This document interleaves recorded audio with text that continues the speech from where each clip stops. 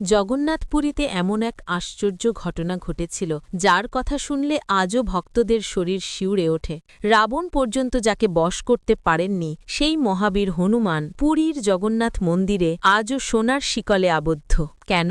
এর পেছনে আছে এক গভীর দেবলীলা। অনেক যুগ আগে জগন্নাথ দেব যখন পুরীতে প্রতিষ্ঠিত হলেন তখন কাছের সমুদ্রদেব প্রতিদিন এসে ভগবানের পদস্পর্শ করতেন।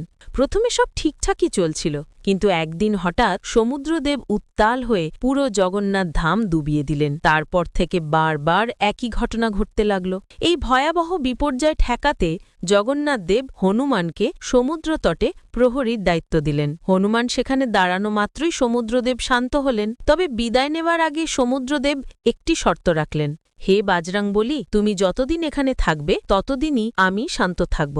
হনুমান মাথা নত করে সম্মতি দিলেন। কিন্তু জগন্নাথ দেব একটি বড় কথা ভুলে গেলেন।